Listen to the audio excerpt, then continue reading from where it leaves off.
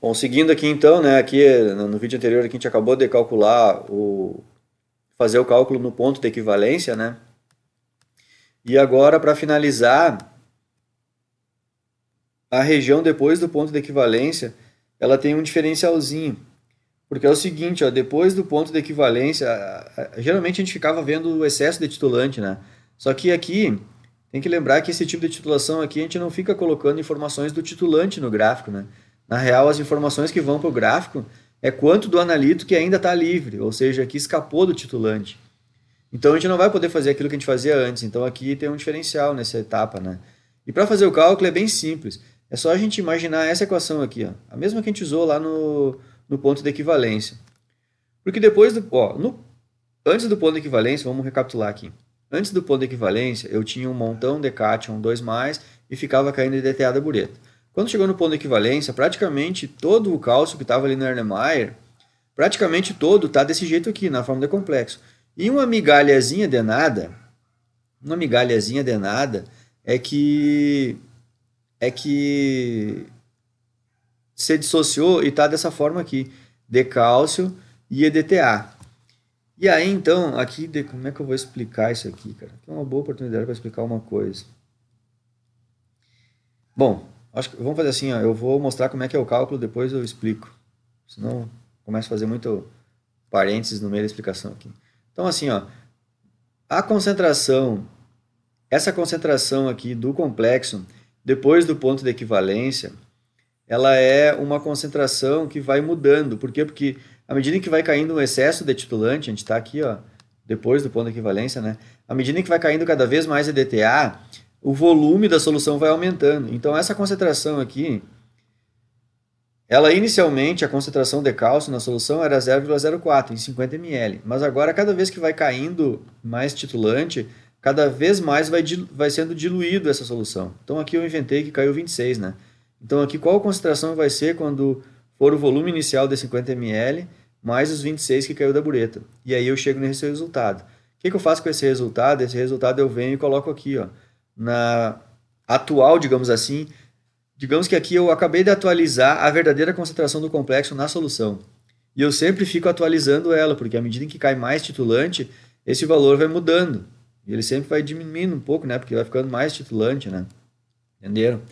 E aqui a mesma coisa, ó. A quantidade de DTA depois do ponto de equivalência, à medida que vai caindo mais titulante da bureta, essa concentração aqui vai mudando e ela vai aumentando, né? Então, à medida que vai caindo titulante, mais titulante, mais titulante, esse valor aqui no cálculo ele vai levemente aumentando. Então, eu considero isso também. E esse cálculo aqui era um que a gente estava acostumado a fazer, que é simplesmente ver o excesso de titulante, né? Ó, concentração antes do titulante era 0,08. Volume do titulante que está em excesso. Aí é o 26 que caiu e tem que lembrar que tem que descontar os 25 para chegar no ponto de equivalência, né? Aqui a concentração que vai ficar quando o volume ficou de 50 que tinha mais o 26 que caiu. E esse valor numérico aqui, esse valor numérico a gente coloca aqui, ó, na concentração de DTA. Então percebam que agora, que eu só vou mostrar até o fim o cálculo, que agora é só fazer as contas, porque esse K, constante de deformação condicional, a gente já tinha feito lá no início do exercício, e é esse valor aqui. Ó. Então, esse valor aqui eu já tinha, esse aqui de cima eu acabei de calcular, esse aqui de baixo eu acabei de calcular, e esses dois valores aqui eles vão se mexendo o tempo inteiro, à medida em que cada vez mais fica pingando de DTA depois do ponto de equivalência, cada vez mais esse valor de cima aqui ele vai diminuindo um pouquinho, porque vai sendo diluído, e cada vez mais esse aqui vai aumentando um pouquinho, porque está pingando mais DTA na solução, entenderam? E a única coisa que e o outro valor, que é esse último aqui, esse aqui também vai mudar. Até por uma questão lógica, né? Se esse lado da conta aqui nunca muda, se aqui a conta começa a mudar, esse cara aqui também vai ter que mudar, né? E aqui uma coisa bem óbvia aqui, ó, que dá até para matar charada na interpretação do troço, né? Que era isso que eu queria falar e posso até explicar de duas maneiras aqui para vocês. Mas na maneira matemática, eu até acho que é até mais fácil de entender, ó. Tu imagina que essa conta aqui tem que dar esse número. Pronto, né? E tu imagina que se quando esse valor aqui ele começa, ó, e esse aqui ele vai diminuindo lá em cima. Mas se esse cara aqui começa a aumentar esse número, tu não concorda comigo que esse cara aqui tem que começar a diminuir? Porque é uma questão bem óbvia, né? Imagina se aqui começa a aumentar, esse cara começa a aumentar, então cada vez eu vou diminuindo esse número aqui para um número maior, né? E aí nós vamos escapar desse valor constante aqui, ó. Então, se esse cara aqui está aumentando, esse cara aqui tem que ir diminuindo, certo? Então, é isso que vai acontecer. Então, a gente até pode perceber que, que isso vai acontecendo, né? Depois do ponto de equivalência, quanto mais EDTA vai pingando ali de excesso, menos ainda a gente consegue ter daquela migalhazinha de cálcio livre. Se já existiu, vou voltar no slide anterior, ó, se a gente já tinha essa migalhazinha aqui, ó, 1,2 vezes 10 na menos 6, só num leve excesso ele já foi para 1,4 vezes 10 na menos 9. Olhem só. 1 ml a mais de DTA já fez baixar 6, 7, 8, 9, já fez baixar 1000 vezes a quantidade de cálcio livre. Conseguiram perceber? 1000 vezes, é muito, né? Olha aqui, ó, no ponto de equivalência, que era o cálculo que a gente fez, a concentração de cálcio livre que escapou da DTA é 1,2 vezes 10 na menos 6. 1 ml de excesso de DTA que caiu da bureta, esse troço já diminuiu 1000 vezes. Porque 10 na menos 6, ó, 10 na menos 7, menos 8, menos 9. Dá 1000 vezes menos. Em torno de 1000, né? Não chega a dar porque aqui é 1,4.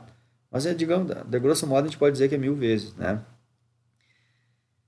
O que eu posso explicar aqui também, tentando explicar de um outro jeito também, ó. É assim, ó, isso vale até lá para os KPS também, né?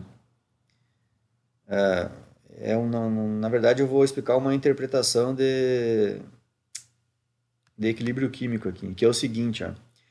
A gente tem, pense nessa reação aqui. Agora eu vou fazer um parênteses aqui, porque eu bem dizer já acabei a explicação ali, né? A gente já acabou os cálculos da titulação. Viram que é bem simples até, né? Bem menor que os que a gente já passou anteriormente.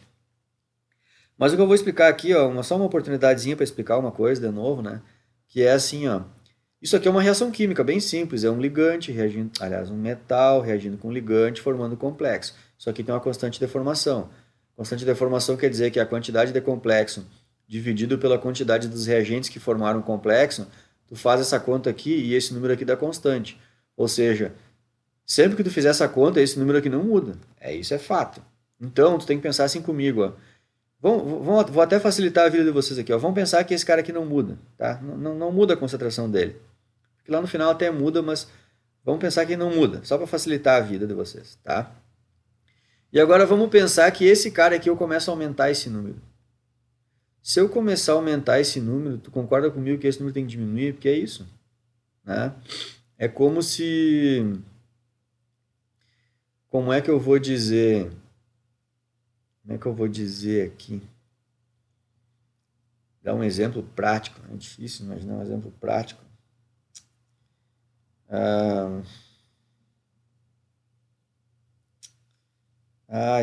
Sei lá, tu tem uma coisa... Agora não me vem na cabeça uma coisa, é difícil imaginar um exemplo, fazer uma analogia assim, né? Mas a analogia, eu poderia dizer que a analogia é assim, ó, essa constante aqui também, ela acaba nos dizendo, né? Ela acaba nos dizendo quanto dos íons ficam não complexados, né? A constante também me dá essa informação, tanto é que a partir dela é que eu cheguei no resultado aqui, né?